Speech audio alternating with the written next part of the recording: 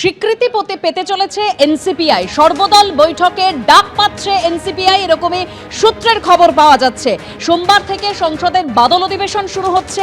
রবিবার সকাল 11টায় সর্বদল বৈঠকের ডাক দেওয়া হয়েছে এবং যেখানে ডাক পেতে চলেছে এনসিপিআই।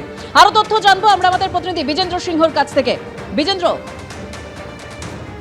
দেখো, বাদল অধিবেশন স্টার্ট হচ্ছে সোমবার থেকে, কিন্তু তার আগে আমরা গত 1.5 মাসে যদি দেখি যা হয়েছে পশ্চিমবঙ্গে, বিশেষ করে পলাশের পর থেকে 20 জন টিএমসি লোকসভার সাংসদের স্পিকারের সঙ্গে দেখা করে সেপারেট এনসিপিআই দল তারা করেছেন, তার স্বীকৃতি তারা চেয়েছে এবং এনডিএ শরিক হিসেবে তারা লোকসভায় বসতে চান, সেটাও স্পিকারের কাছে অনুরোধ করেছেন। যেহেতু 20 তারিখ থেকে স্টার্ট হতে চলেছে বাদল অধিবেশন, তার আগে সরকার রোববার সকাল 11টায় সর্বদলীয় বৈঠক ডেকেছে। আজকে যেটা সূত্র মারফত আমরা জানতে পারিছি, এটাতে এনসিপিআই নেতৃত্বকে ইনভাইট করা হবে এবং তারা এই মিটিং এ যোগ দেবেন।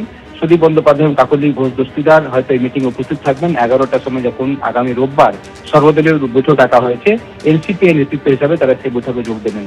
সেদিনই সুদীপ বন্দ্যোপাধ্যায় এবং কাকলি ঘোষ দস্তিদাররা সন্ধ্যে 4টের সময় পার্লামেন্টে এনসিপিআই সংসদীয় দলের বৈঠক ডেকেছেন, যেখানে তারা লিডার, ডেপুটি লিডার এবং চিফ হুইপ কে হবেন তাদের দলের, তারা নির্বাচিত করবেন এবং সেটা তারা স্পিকারকে জানাবেন। আগামী 21 তারিখ এনডিএর মিটিং ডাকা হয়েছে, এনডিএ সাংসদের মিটিং ডাকা হয়েছে সংসদ ভবনে, যেখানে পিএম তাদেরকে অ্যাড্রেস করবেন এবং সেই মিটিং এও এনডিএর তরফ থেকে সাংসদরা যারা উপস্থিত থাকবেন, তার মধ্যে এনসিপিআই এর এমপিরা উপস্থিত থাকবেন, সূত্র মাত্র জানা যাচ্ছে। অফিসিয়ালি হয়তো আজকে সন্ধ্যাবেলা বা আগামীকাল তাদেরকে রেকগনিশন দিয়ে দেওয়া হবে স্পিকার অফিস থেকে এবং তারা যে সেপারেট বসবেন লোকসভায় ট্রেজারি বেঞ্চে, সেটাও চিহ্নিত হয়ে গেছে, সেটা অফিসিয়ালি তাদেরকে জানিয়ে দেওয়া হবে। ধন্যবাদ বিজেন্দ্র। ঋতব্রত, তৃণমূলের দুই নেতা হাজির এনসিপিআই নেতা সুদীপ বন্দ্যোপাধ্যায়ের বাড়িতে। কলকাতা পুরসভার দুই প্রাক্তন কাউন্সিলর জীবন সাহা এবং আমির উদ্দিন ববিকে দেখা গেল সুদীপ বন্দ্যোপাধ্যায়ের বাড়িতে। উত্তর কলকাতার আরো কয়েকজন প্রাক্তন কাউন্সিলরের সঙ্গে কথা সুদীপ বন্দ্যোপাধ্যায়। খবর সূত্রে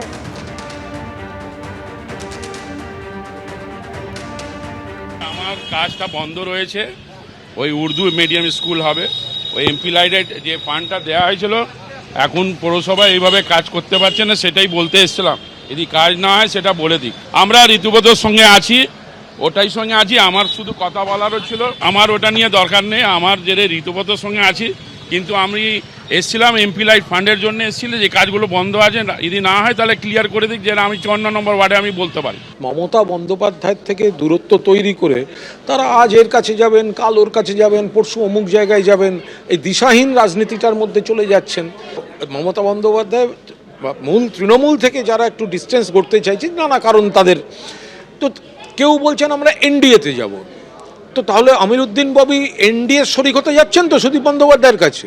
আবার আরেকটা গ্রুপ আরেক কথা বলছে, কিন্তু সকলেই আলটিমেটলি বিজেপির দ্বারাই কিন্তু মদতপুষ্ট। তো তাহলে আমির উদ্দিন ববি বিজেপির পলিটিক্সটাই তো ডিরেক্টলি অর ইনডিরেক্টলি তারা করতে চলেছেন। আর জীবন সাহা তিনি তাঁরটা বলতে পারবেন। আমি এইটুকু বলছি, যারা যাচ্ছেন তারা দিশাহীনভাবে এদিক ওদিক ঘোরাঘুরি করছে। এবিপি আনন্দ, এগিয়ে থাকে, এগিয়ে রাখে।